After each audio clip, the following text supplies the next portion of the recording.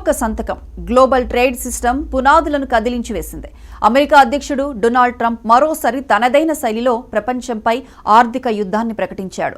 America supreme court తీర్పుతో ఆయన వెనక్కి తగ్గుతారని అందరూ భావించారు. కానీ ట్రంప్ లెక్కే వేరు. 10% కాదు, ఏకంగా 15% సుంకాలు విధిస్తానంటూ ఆయన చేసిన ప్రకటన ఇప్పుడు అంతర్జాతీయ మార్కెట్లను వణికించేస్తోంది. ముఖ్యంగా భారత్ను ఉద్దేశించి ఆయన చేసిన వ్యాఖ్యలు, ప్రధాని మోదీపై కురిపించిన ప్రశంసలు ఇప్పుడు సరికొత్త దౌత్య చర్చకు దారితీస్తున్నాయి. అసలు ట్రంప్ వ్యూహమేంటి? ఈ సుంకాల పిడుగు నుంచి భారత్ తప్పించుకోగలదా? ఈ స్టోరీలో చూద్దాం.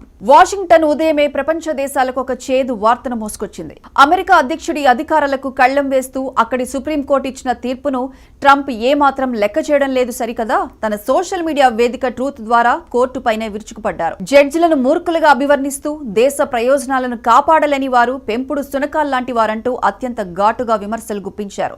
సుప్రీంకోర్టు తీర్పును క్షుణ్ణంగా అధ్యయనం చేశాకే సుంకాలను 10% నుంచి 15% పెంచాలని నిర్ణయించుకున్నట్లు బాంబు పేల్చారు. ఈ నెల 24 నుంచి అమల్లోకి రానున్న ఈ నిర్ణయం దశాబ్దాలుగా అమెరికాను దోచుకుంటున్న దేశాలకు బుద్ధి చెబుతుందని ఆయన గర్జిస్తున్నారు. ఈ సుంకాల సెగ కేవలం చైనాకో, యూరోప్ దేశాలకో పరిమితం కాలేదు. భారత్కు 15% సుంకాలే వర్తిస్తాయని ట్రంప్ స్పష్టం చేశారు. భారతే మాకు సుంకాలు చెల్లిస్తుంది, మేము వారికి రూపాయి కూడా చెల్లించము అన్న ఆయన వ్యాఖ్యలు మన దేశ ఎగుమతులపై పెను ప్రభావం చూపే ప్రమాదం ఉంది. అయితే ఇక్కడే ఒక ఆసక్తికరమైన మలుపు చోటు చేసుకుంది.